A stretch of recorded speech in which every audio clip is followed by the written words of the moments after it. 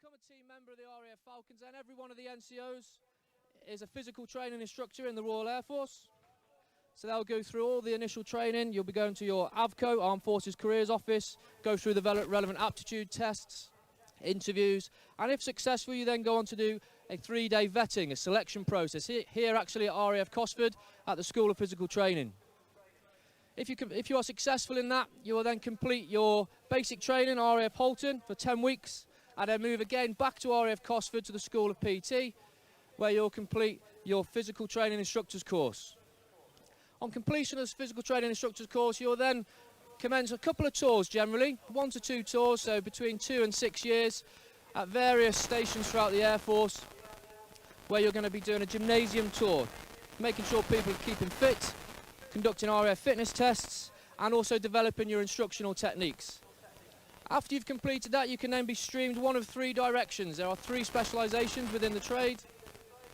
There's the adventurous training instructor, where you're going to take people kayaking, canoeing, mountaineering, skiing, and also parachute jumping instructor, which is obviously what the guys have all done today.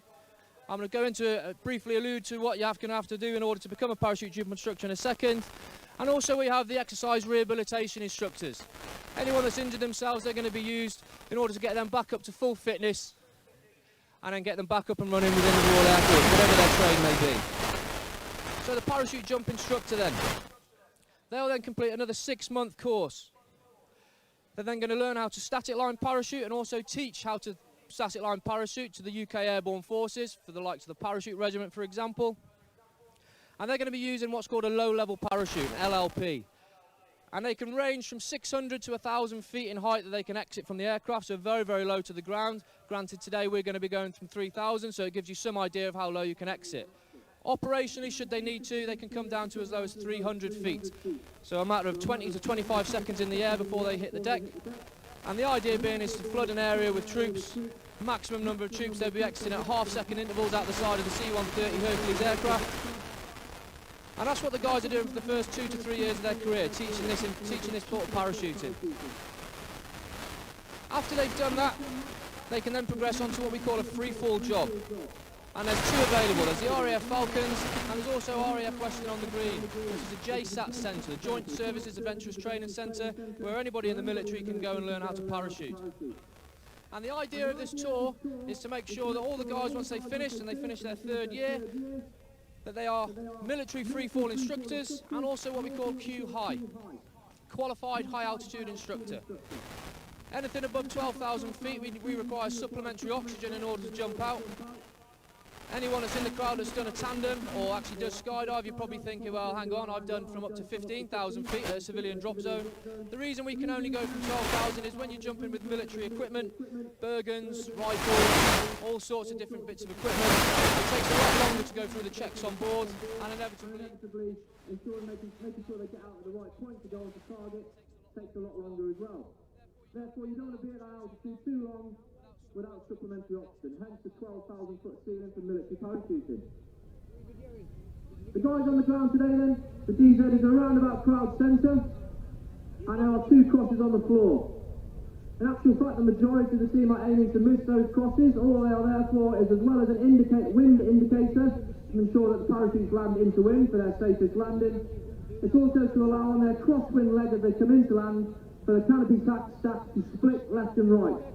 So the odd numbers will go one way, even numbers will go the other, and then land safely in and around where the crosses are. Now today wouldn't be made possible without the guys on the ground, the DZ crew. So we have Flight Lieutenant Ashtray Smart.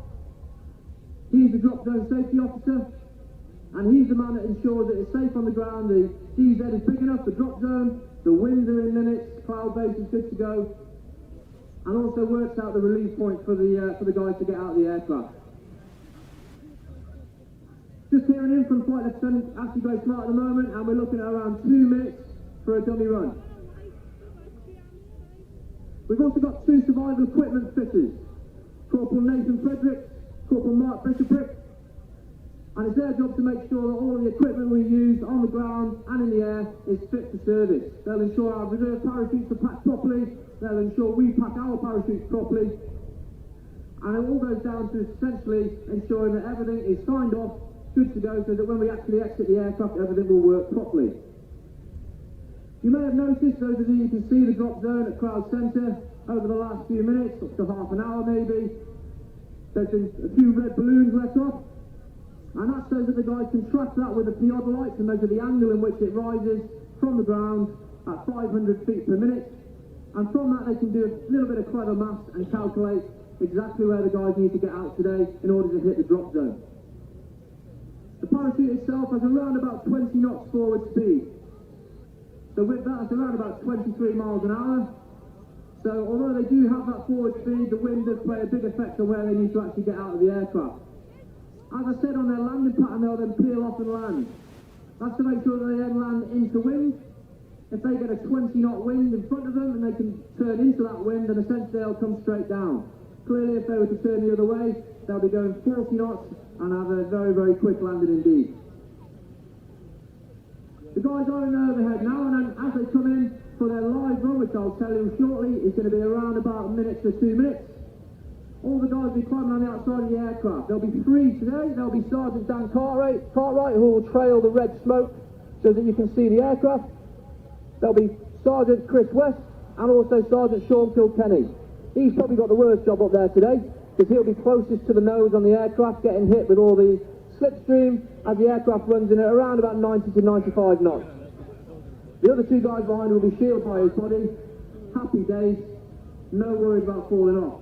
Sean Kilkenny, unfortunately, is going to be hanging on for dear life as the coach then sticks his head out in between them and ensures that they get out of get the correct out of the position in order to hit the DZ. Again, those of you in and around that drop zone can see that white smoke. That's an indication to the team coach as he exits the aircraft. The wind direction, so that he can ensure that he lands all the guys into wind nice and safely. Just listening now to the team coach. And we can see the Dornier 228 in the overhead at the minute, moving left to right to the right-hand side of the crowd line at the moment. And they've just completed their dummy run. And they are happy, the coach is happy, the drop zone safety officer is happy that all the guys can get out of the aircraft. The coach has just given his final instructions to the guys on board. They'll be doing their final checks. They'll be doing pin checks, ensuring that the parachute has not been tampered with, or as they've been moving around on board the aircraft, hasn't come loose in any way. They'll be checking that their reserve handles are still in place.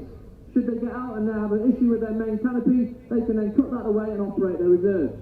Hopefully that doesn't happen today, but if it does, then they are drilled accordingly. They'll also be taking the caps off their smokes.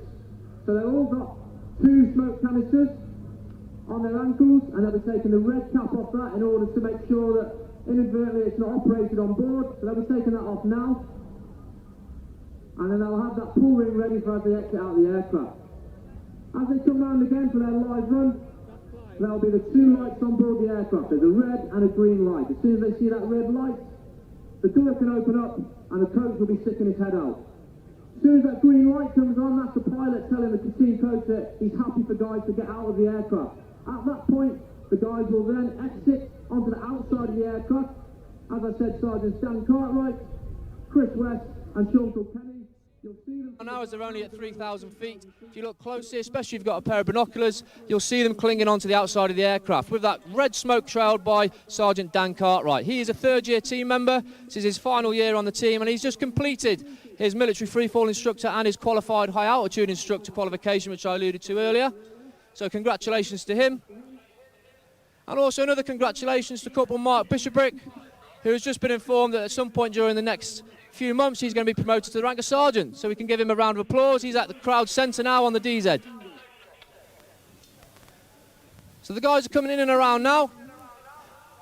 The team coach on board has what we call a spotting board. All the information relayed to him by the drop zone safety officer has been put onto that spotting board, and he's also got a map of the drop zone. As he crosses over the top of the DZ, he's going to double check that all that information is correct. He's going to have identified what the wind speed and wind direction is at 1,000 feet increments all the way up.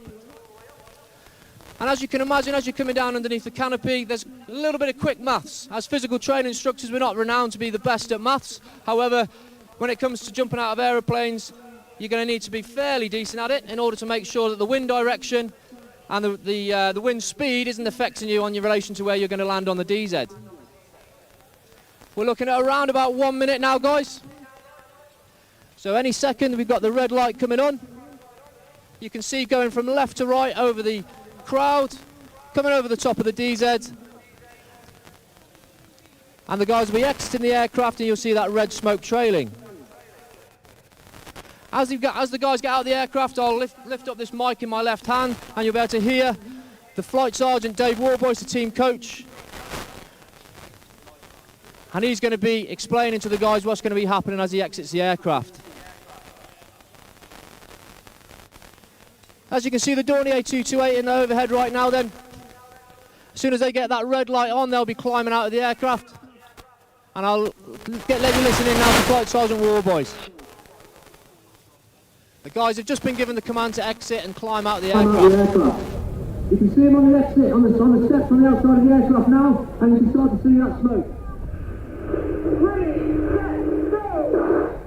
And they're out of the aircraft, seeing their own way, making their way up to 120 miles an hour. It takes around 5 to 10 seconds to reach that. So just prior to them reaching that speed, they'll all operate their parachutes, giving a 3,000 foot drop height today. Everyone's underneath their canopies, and you can see the team coach. He's just done a 180-degree turn, he's trailing that white smoke. Everybody else above him is now going to be performing what we call the collect. That's going to allow everyone in the team to form that loose, non-contact canopy stack above the team coach. He's then going to complete a left 90-degree turn, and he's going to keep his eye on the DZ and communicate with everybody in the stack above him. Because there's no illusion how difficult it is to maintain that canopy stack, ladies and gentlemen. Certainly the guys at the top are going to be on their front risers. In order for them to maintain that position as they pull down on their front risers, is effectively doing a pull-up. The top 2 or 3 guys are probably going to be doing that for the majority of the descent. So imagine going into the gym, holding a pull-up for 3 to 4 minutes.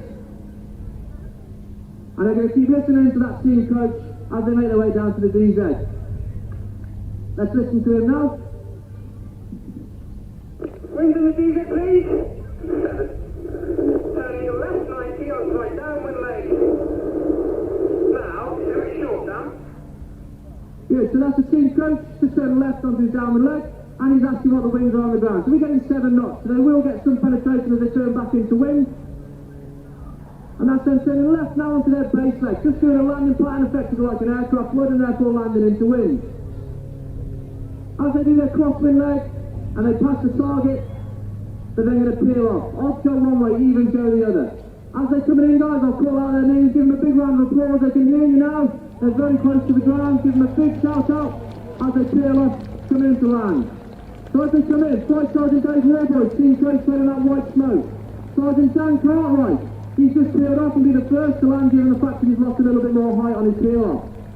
Then we have Sergeant Sean Kilkenny, Sergeant Chris West, Sergeant Shane Fitz, Sergeant Brooke Steppins, and the officer commanding 2019 Falcons, Flight Lieutenant Michaela Harrison. Give them a big round of applause as they make their way into land, ladies and gentlemen. Fantastic job. Not a lot of time in the sky in order to maintain that canopy stack. So what the guys are going to do now as they've landed, they're going to be taking off their parachutes. They're going to make sure they don't blow away, and they're going to ensure that their smoke canisters, as you can imagine, get very, very hot. Don't touch their canopies, rigging lines, or any other part of the harness that they've been wearing. They're going to need to use those parachutes again over the next few days, so they don't want to damage them in any way. Flight Lieutenant Asprey Smart, who is the DZSO today, the drop zone safety officer, he'll call the guys into a lineup, and they'll be greeted by Group Captain Baker, Safety Commander here at RAF Cosford. From there, they'll be fallen out by the team boss this year, as I just mentioned, Flight Lieutenant Michaela Harrison. As they do that, they'll give you a little bit of a wave there at crowd centre, give them a big round of applause as they fall out. They'll then go back and get their canopies, and they'll walk through the crowds up to the RAF village, where they're going to be packing their parachutes next to our PR tent. So by all means, come up, have a chat with the guys, have a watch how the parachutes get packed, and any digits we have left, we can pass out to all the kids. We have lots of stress balls for some reason. I don't know whether they're trying to tell us something. But please come up and have a chat with us. And again, thank you very much for watching the Royal Air Force Falcons today. And we hope to see you again next year. Enjoy the rest of the day, and fingers crossed for this weather. Thank you very much, guys.